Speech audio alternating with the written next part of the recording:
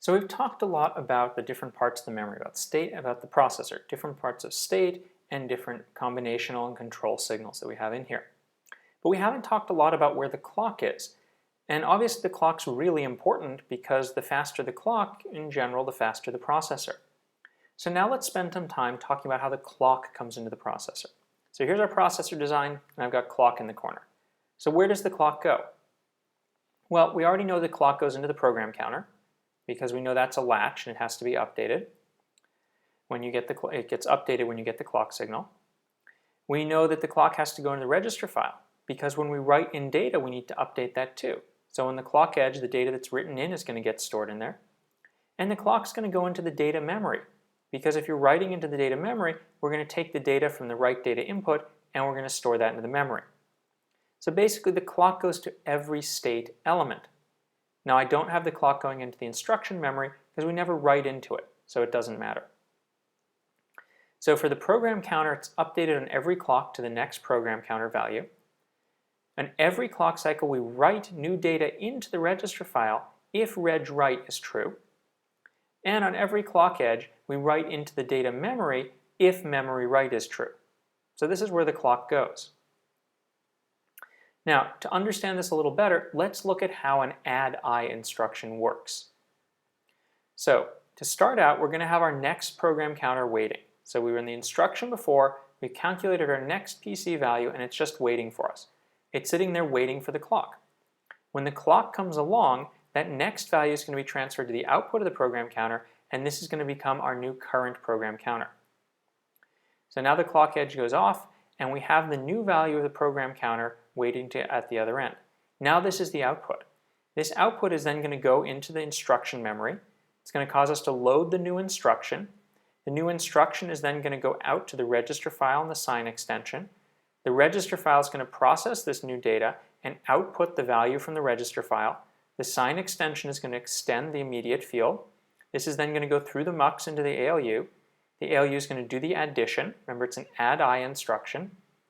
The result of that is then going to go back to the register file where it's going to sit there, and that's our new register file value.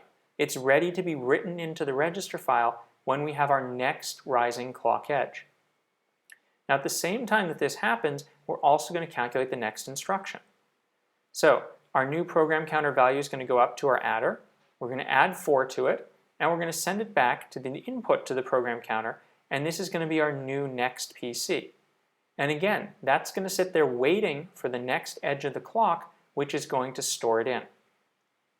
So now when the clock comes, we're going to store our new value. So here comes the rising edge of our clock.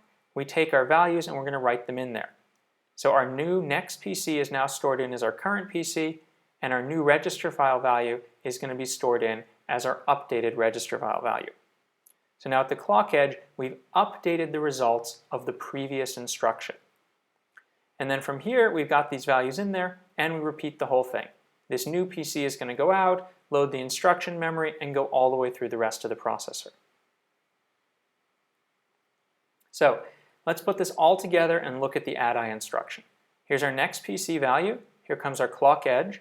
The clock edge causes our next PC value to become our current PC value, and then from there, the clock edge goes down, and now it's going to run through the whole processor, through all the different parts of it, and it's going to finally come back and is going to generate our results. And so what results does it generate? It generates new data to write into the registers, and it generates a new program counter value to be put into the program counter. Then when we get the next clock edge, those are going to be stored in. So here comes our next clock edge. We store in the program counter value, and we store in the register value, and now we've updated the results of our last instruction. So that's how the instruction works. Now let's talk about logic paths and delays. And this is going to answer the question, why can't we just run the clock faster and faster to get better performance? So we saw 2 logic paths through here. One of the logic paths went like this. It went through the instruction memory, down through the sign extension, through the ALU, and then wrote back to the register file. If we look at this logic path, we can figure out how long each part of these elements takes depending on how they're designed. So let's put some numbers in here. Let's say the instruction memory takes 20 nanoseconds to access. It takes 5 nanoseconds to go through the wire to the sign extender. The sign extender takes 10 nanoseconds.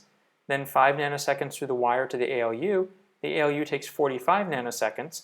That's a long time because it's doing complicated work, addition or subtraction.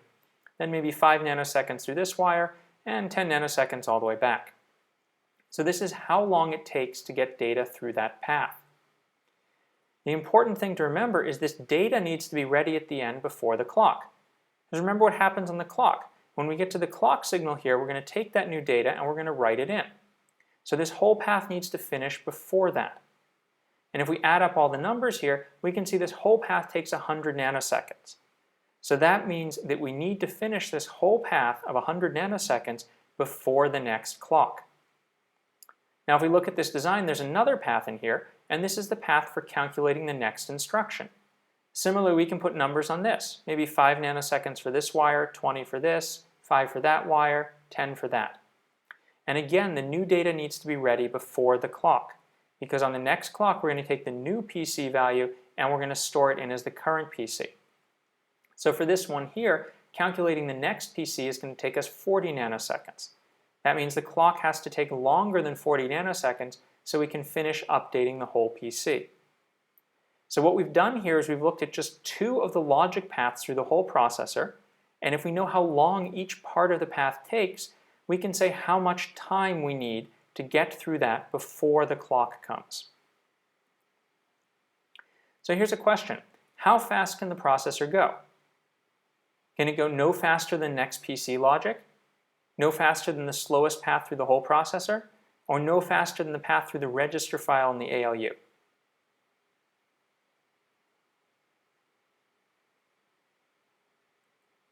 So the answer here is the clock can't be any faster than the slowest path through the whole processor. If it is faster than that, the clock will come before it's done calculating the result. So the slowest path needs to be able to calculate its result before the clock comes to update the storage in the state unit.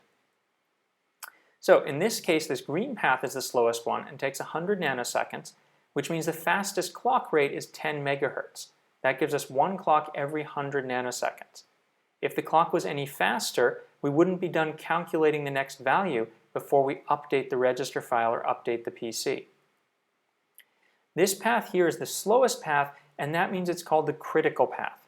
And the critical path is the one that determines how fast you can run. And so when you're designing logic, you want to make the critical path as fast as possible so you can run at the highest clock speed possible.